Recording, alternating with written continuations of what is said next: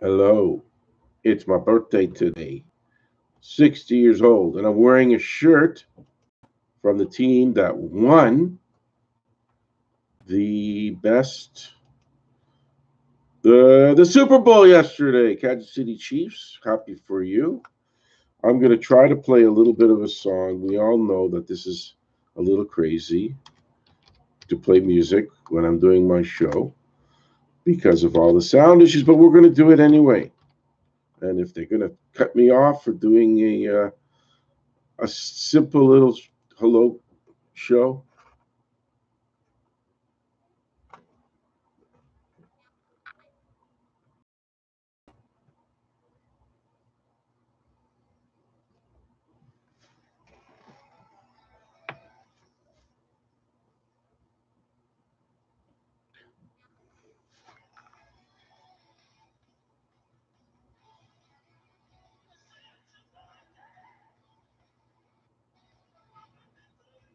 It's my birthday too. Yeah.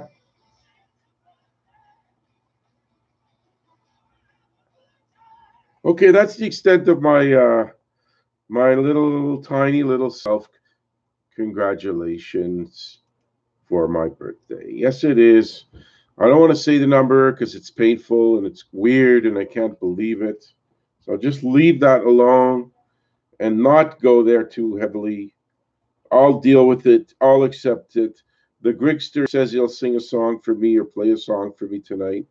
Grigster, if you do listen to this, I'm going to delay my pills. I know you start your show at 8 Eastern. I hope it's 7 Eastern, but don't do it for me. It's your show, not mine. I love you, buddy. I would be happy to hear a little birthday song, and it'll be fun to listen to. So I'll say a couple of words about the game. Not the game. Nobody cares, but well, they care about the game. But the halftime show, I just have to say, it's coming to the point where you're going to have to sometimes get rid of these cornball, poppy little,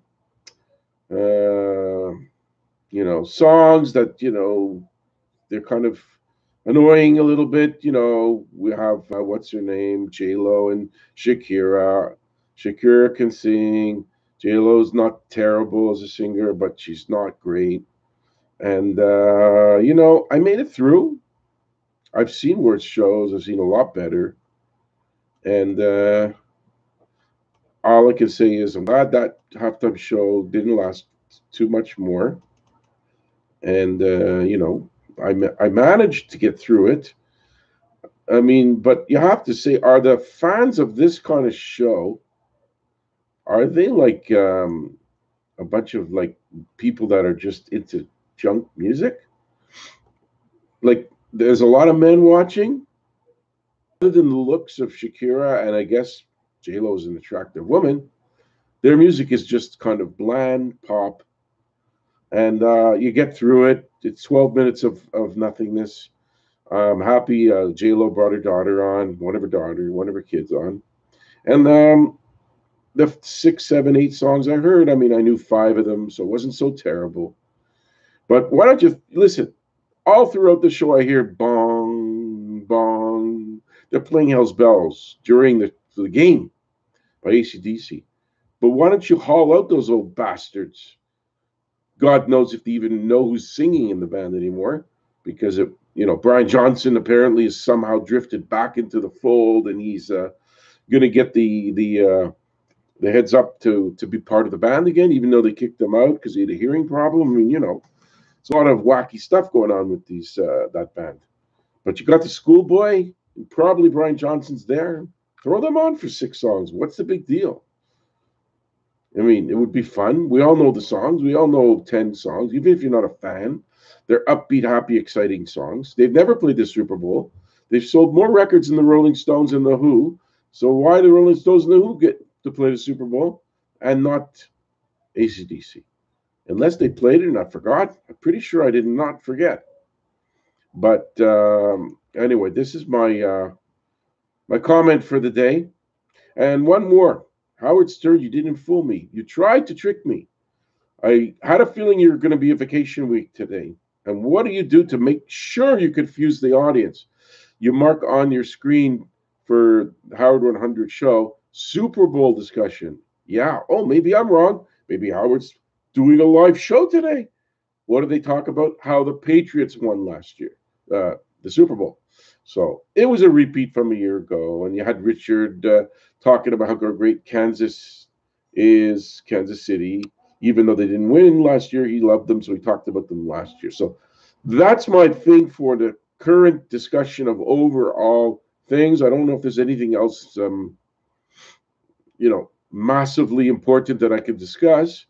So I'll just go to my topic that I've not finished yet and deal with these drummers because I think there's some importance to it.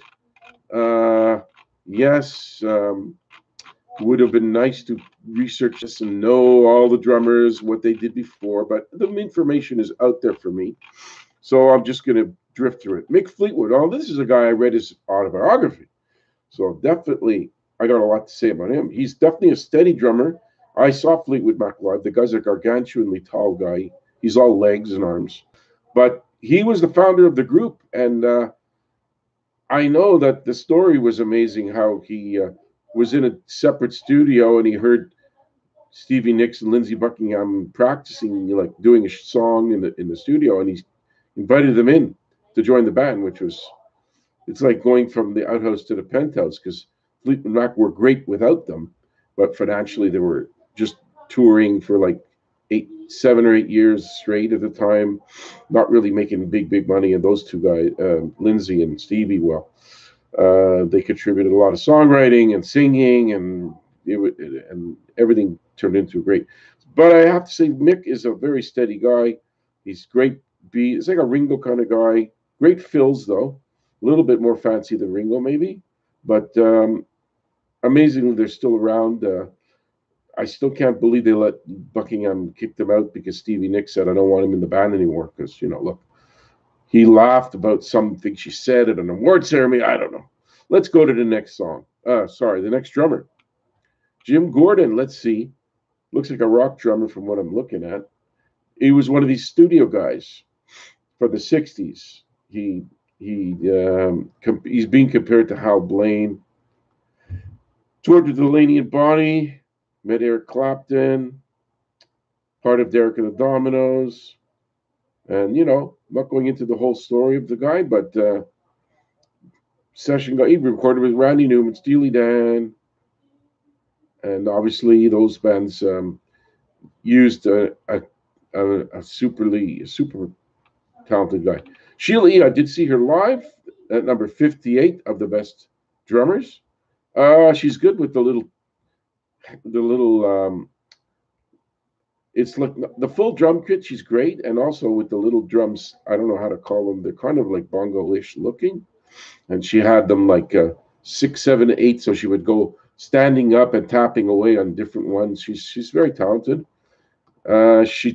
There's stories she did, but she was definitely on some Prince records. She might have been his girlfriend or something at the time, and I don't know which song she's drumming on for Prince and what she's not, but she had The Glamorous Life and a couple more. And Take Me With You. It might have been a song I've seen her in the video, but she was good live. She toured with Ringo Starr, another great drummer, all-star band. So I saw that show, and definitely she knows what she's doing. And look, she deserves. Who's next? 57. Now looking at the picture, I see a drummer, Manu Katché. Now, Peter Gabriel and Sting,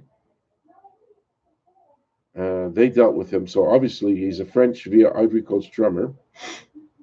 World beat type of stuff. I'm sure I've heard him in Your Eyes. He's the drummer on there. So Digging in the Dirt. For Gabriel again, English in New York, Sting. So it's one of these guys. I mean, you don't really think about them a lot, but you turn the radio on and he's drumming and you don't really realize it's him. Now I'm seeing stuff about Larry Mullen Jr., the drummer for U2, was impressed with the guy too. So Richie Hayward, that sounds familiar. Number 56. Little Feat. I know them. Never had a commercial breakthrough, but I know who they are. I've heard a couple of songs. So it's hard to describe that music. It's kind of like maybe slightly jazz-ish. They were they did not blackballed. It was just it wasn't an official like don't play Little Feat on the radio kind of thing. You just never heard them. That was it. I mean, I had to go dig them up because a friend of mine in the '70s said how great they were, and I said, well, I'm gonna have to listen to these guys. Nothing sticks in my mind that they were a band with they weren't trying to be a catchy band with pop, uh, pop gems, So maybe I'll have to try Richie again. Max Weinberg, oh, this guy for sure. No, what did I? I definitely. Hey, Grigster's here, big buddy. What's happening? One of my rare times to see a man saying hi. Grigster, I love you, boy. I'm gonna back off of those medications. Happy birthday, brother. Thank you for all your support. Well, I wish I had my cup to show my support and listen to 90% of the Grigster shows. I know I don't look more than 85, and I'm really happy about that because then I'd be losing, I'd have false teeth, false hair. I'd need like a crane to lift other parts up. That's all I'm going to say. But I'm glad to see you up and paying attention, Grigster. My promise is I will try my best to listen. I don't know if I'll call because I'm feeling tired from the Super Bowl. I stayed up late. My pills from last night, they made me totally burnt. But I will be on the chat if I can stay up. Try to do 7 p.m., but I don't care if you don't. I'll still stick around till 8, 8:30, 9. Probably at 9 Eastern, my energy will drop down to like the bottom of it. But the pills will be delayed for the Grigster. He is worth it. And mark my words, there'll be a time where you're looking at the TV, a film, listening to a commercial radio. He's too good for all of those, especially radio. He's too innovative. That's why they don't give him a job because he thinks so far outside the box. The box is like 500 miles away. He thinks out of the box. He's got his stuff down amazingly. But I'm proud to say that I know the guy. He's a friend, and I wish the best for this man. The fact that he cared enough to come on, I'm really thrilled. Okay, going to go back to number 55, Max Weinberg. I don't want to go into the whole details, but listen, the guy was Bruce Springsteen's drummer. How much more can you get than that? I think he still is. If Bruce calls him up, he's not going to say no. And there's a thing where he also drummed, I think, for David Letterman. E Street Band tours forever, albums. He probably is on some sessions I don't know about. He played for O'Brien's band. The guy's been through it. I know his son I saw something about his son being in music, but I can't remember the context, what it was about. But anyway, let's see. Anybody else there? Missy, too. Hi, Missy. Wow, this is a banner day for me. I appreciate Missy's time and devotion. She's a podcast sweetheart. She supports everyone. She's super nice. I'm glad that you're here, and I can't believe it. I'm getting old, Missy, but everything still works. So it's like not too out of control. Everything is like under control.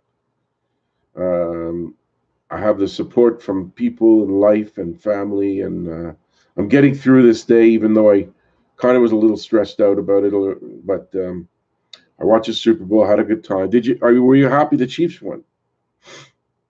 Answer if you can. I'm going to be clicking through a few things back and forth. But let's see what the next drummer is. Number 54, Ahmir Questlove Thompson. Now listen, I saw Questlove performing with John Paul Jones, guesting in a live show. So that's impressive that John Paul Jones would join them. I've heard of Questlove. I'm not going to say I know a lot about them too. Was he in the Roots? I don't know. I see something about the Roots. Tonight Show with Jimmy Fallon. He does that. So Questlove is from there. And when I saw the video of of him drumming along with John Paul Jones bass playing. That was important to see that John Paul Jones would care enough to be with that band. So that is super important. Thank you, Missy. I don't feel too terribly old. And my faucet's it's on right. It's on right. There's no medical breakdowns yet, Greg. I got doctors coming up in March and February. Jeez, I wish I didn't have those doctors. I wish they gave me pills to make me really out of it, but they won't. Thanks for the birthday wishes, Missy.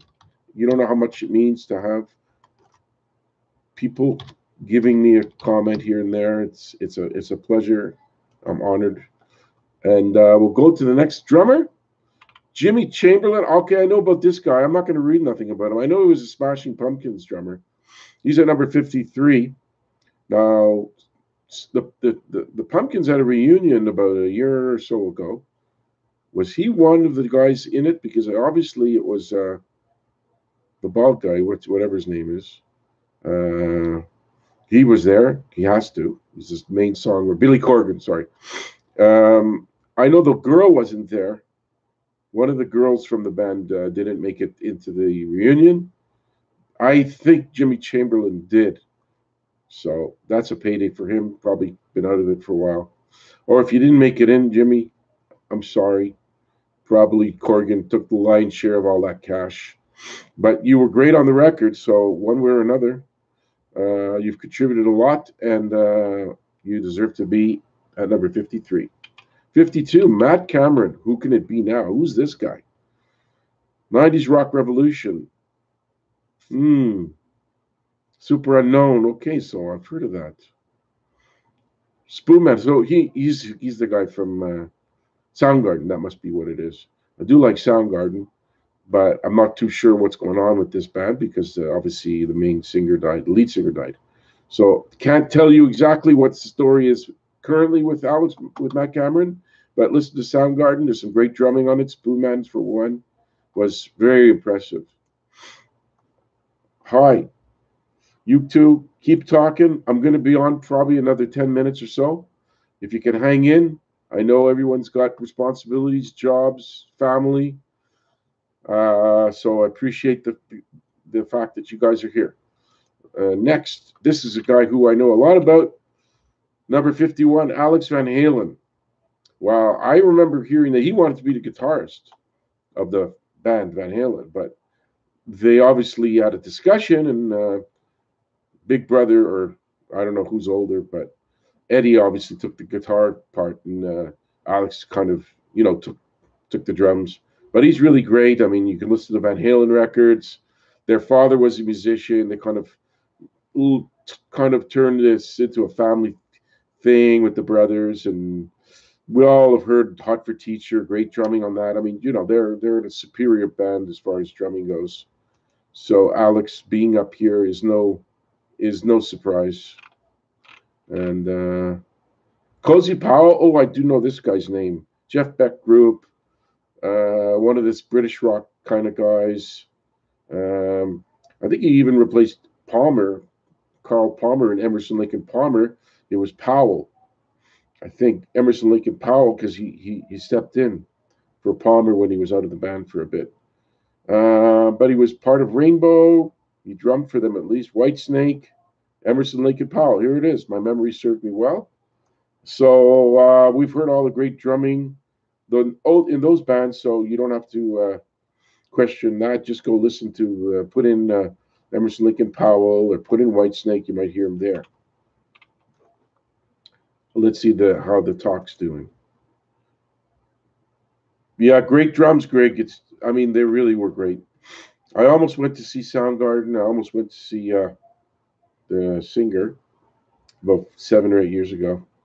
You look back and all the shows you don't go to, you think, wow, what's the difference? But then the people die, But Greggy will do a show. I'm going to try my best to listen to that show. Let's see what's next. Number 49, Vinny Colaiuta. This is Eddie G's show, Best Drummers and Super Bowl Talk for February 3rd, 2020, my birthday. Devo drummer John Freese. Oh, he's talking about this guy. Hmm. Frank Zappa's talking about this guy, but I don't know what band he was in. Maybe he was part of the Zappa band. Herbie Hancock, Joni Mitchell, Sting. He played for these people, so don't know much more than that. 48, John Drumbo, French. Captain Beefheart. Well, I do know about this guy. I was introduced to him in 1977 by a friend at the time who loved that character, loved that band, Captain Beefheart.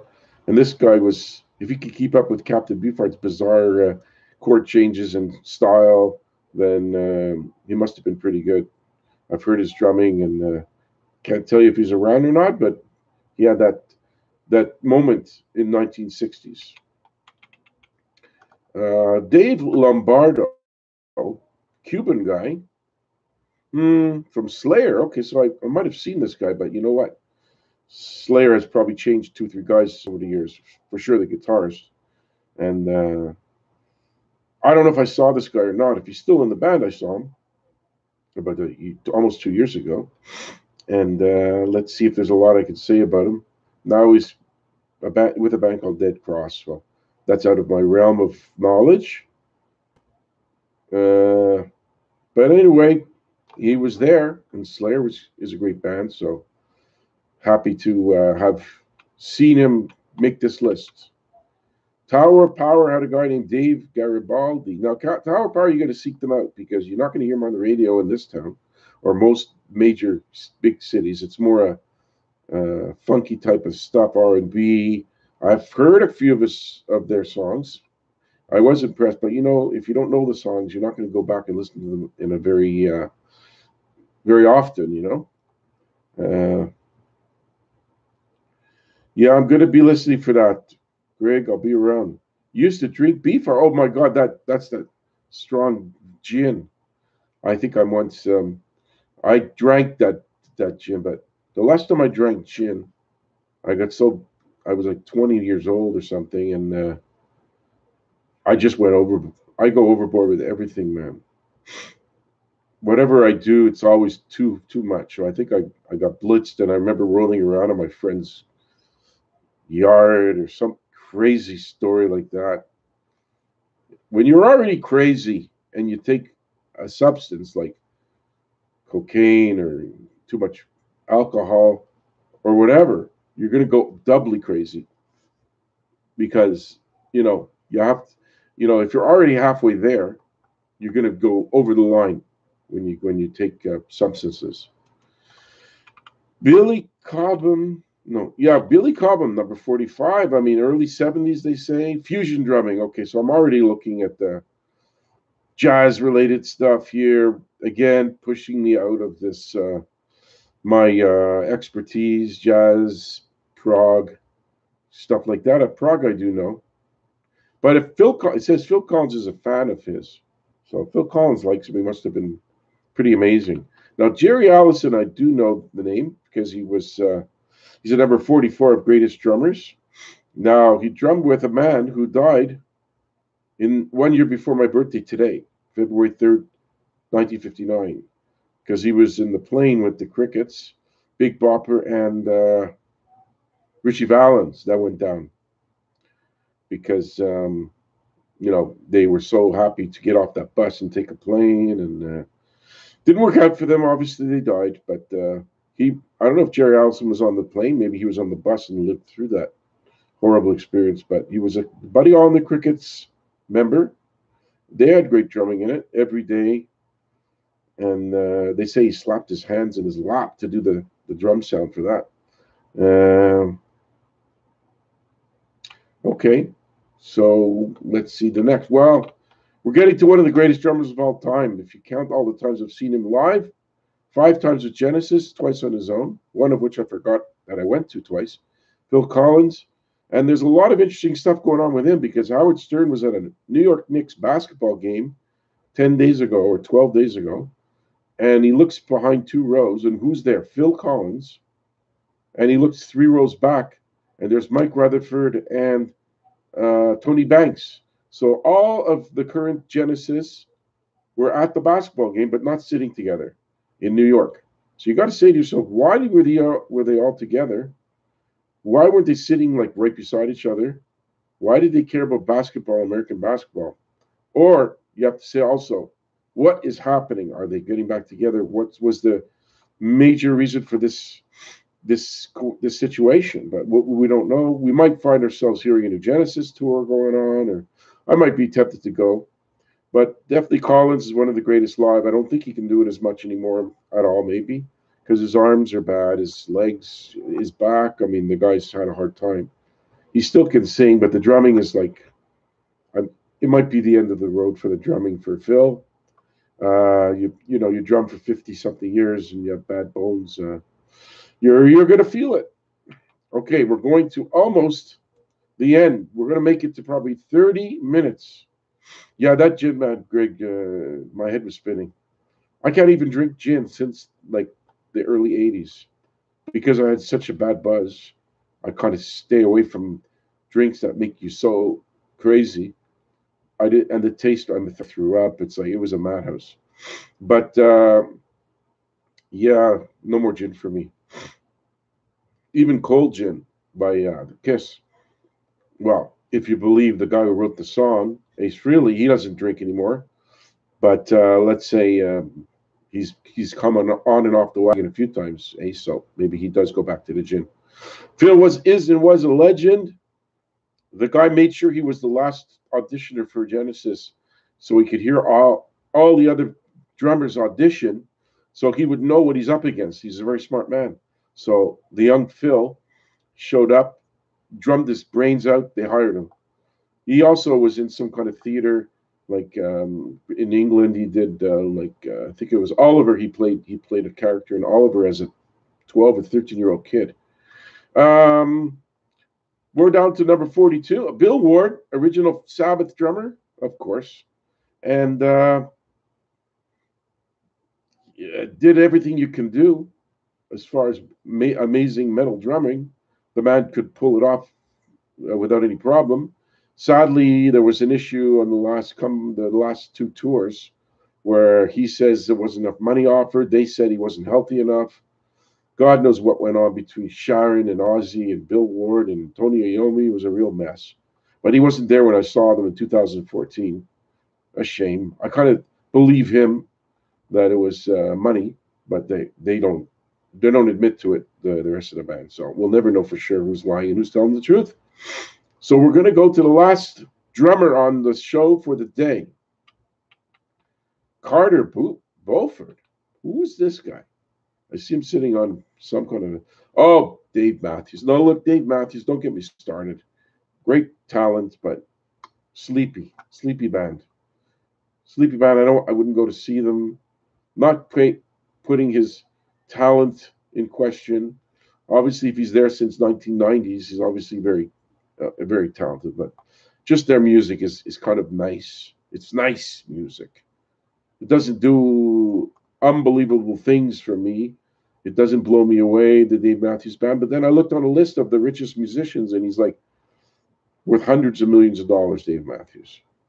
And to think, he said on a Stern show he remembers being in 1992 in somehow in Sweden or Denmark or something, and he was like, some guy made a joke and said, "You'll never make it.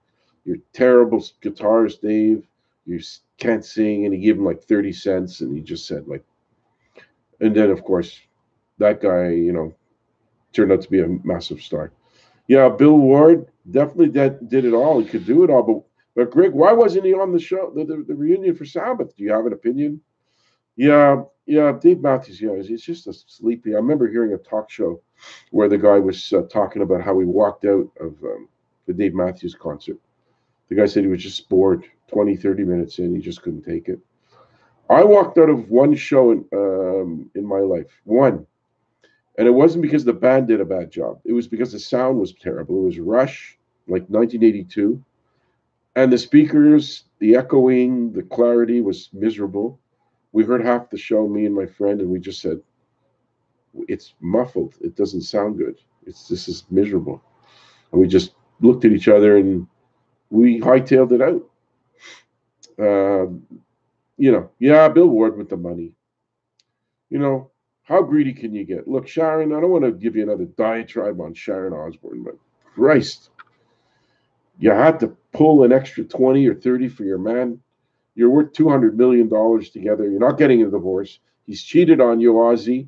He's done everything that you could do to a woman, and he's such a cash cow where you just use that. You put in the money in the slot machine, you pull it down, and you can make 30 million dollars a year when you trot your old husband out. Can barely stand, he can barely sing, but the money's there, right? You sold out 6 months of shows, mostly sold out. I know where I live, it's sold out. The only way you can do is go through a second party and pay $350 to $450 for anything decent, which I'm not about to get screwed out of massive amounts of money for an elderly current rock star, but out of gas rock star that should be sitting in his piles of money and hanging out with his family. But I'll see. I'll see. So far, I'm on a quest to not spend much money this year, and I've only had one slip. My kid hounded me into presents. Yeah, he's got Parkinson's, the guy. But listen, Greg, what would you be 71 years old with worth 200 million? You got three, four houses, everything. But maybe he really wants the adulation. Like if Gregster, if you were so big that people lined up to see you and walked into an arena and they worshipped you and cheered, maybe that's part of the thrill for the guy. Since 1969, this is all he's ever known. He popped into Black Sabbath. Took him a few months to get rolling, and he's been a rock star for over 50 years. Maybe that's it. It's not the money. Maybe I'm wrong. Maybe it's just the thrill of being the adulation is there for him. I don't know. I might just fork over a couple hundred to see him just one more time, since he's getting up there and it might be over. Well, Greg, I love you, Missy. Thank you for being here. Eddie G's Music World, February 3rd, 2020, is coming to a very sweet close, and I do pledge to put the effort in to listen to one of the greatest radio people I know, the Grigster Tonight. You should go listen to him. He will throw links out there on Twitter. I'm gonna do everything I can. I'm gonna stay up tonight because I love the guy and he deserves it. Good night, good afternoon. Time to go back. Take it easy. I will speak to you all next week, God willing. Take care. Bye bye.